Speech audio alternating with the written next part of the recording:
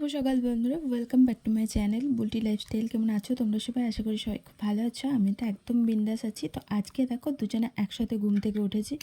তো আমি উঠেছি একটু আগেই, তো ও উঠেছে, তারপরে আমি ব্রাশ করলাম। ও প্রত্যেক দিন আর কি বলে যে একসাথে ব্রাশ করা হয় না, অ্যাকচুয়ালি ও তো অনেকটা লেটে ওঠে, তাই আমার একটু তাড়াতাড়ি উঠে ব্রাশ করা হয়ে যায়। কারণ ওইদিকে ব্রাশ ট্রাশ করে ধরো অনেক কাজ থাকে যেগুলো বাসি মুখে হয় না, তার জন্য আর কি করে ফেলি। আর আজকে দেখলাম অনেকটা তাড়াতাড়ি উঠে পড়েছে, তাই একসাথে করে নিলাম। ওদিকে তারপর চলে আসলাম ঘরটা সাফাই করতে। আর মা চলে গেছিলো ওদিকে মাঠে ছাগল নিয়ে। এদিকে ঘরটা ঝাড়টা দিয়ে ঠাকুরের বাসনকোটা আমি নামিয়ে নিলাম, নামিয়ে নিয়ে তারপর মুছে টুছে নিলাম। ওদিকে বাসনকোটা ধোয়ার আছে, তো ধুয়ে নিই।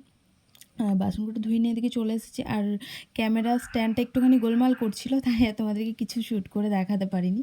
তাই একবার আর কি বাসনকোটা উবুড় করাটাই দেখালাম।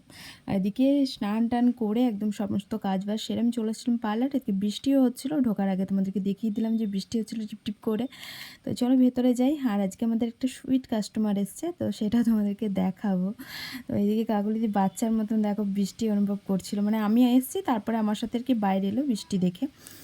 এই দেখো তোমাদেরকে বললাম না যে একটা সুইট কাস্টমার। তো পুচকে একটা মেয়ে, আমি তো ভাবতেই পারিনি যে এই বয়সে ও বসে বসে চুল কাটবে। কারণ আমরা যখন স্যালুনে নিয়ে যাওয়া হতো তখন আমাদেরকে, আর আমরা তো বসতেই চাইতাম না। রে দেখো পুচকে পাড়া মেয়েটা কি সুন্দর বসে বসে, ওর বাবা ফোন ধরিয়ে দিয়েছে, ফোনটা ধরে কি সুন্দর বসে বসে চুল কাটছিল। চলে এসেছি বাড়ি, আর বাড়ি এসে এখন বাজে 2টো মতন। আর ও কাটছে তাল তাল কাটছে। ও বাড়ি থেকে নিয়ে আসছে, শ্বশুর বাড়ি থেকে। ও বাড়িতে গাছ আছে, তাল গাছ। হ্যাঁ, আমাকে এখন কেটে দেবে, কারণ ও তো খেয়েছে ধরো আনা। আমি তো পার্লারে ছিলাম, আমি এখন খাবো। ওর আগে খাওয়া হয়ে গেছিলো, মানে আমি পার্লার থেকে আসার আগে। তো এটা আর কি আমার জন্য রেখে দিয়েছিল 4-5টা মতন। তো কাজে থেকে এসে কিছু চেঞ্জও করিনি দেখো, মানে খাওয়া দাওয়া করে যে একটুখানি বসেছি, আর অমনি একদম কালো হয়ে মেঘ করে একটু বৃষ্টি হলো হালকা মতন, তো খুব একটা বেশি হয়নি। আর একটুখানি বেশি হলে ভালো হতো। আর এখনও আকাশ পুরো একদম কালো হয়ে আছে, তো আর একটু জোরে হলে তো ভালো হয়, একটু ঠান্ডা হয়।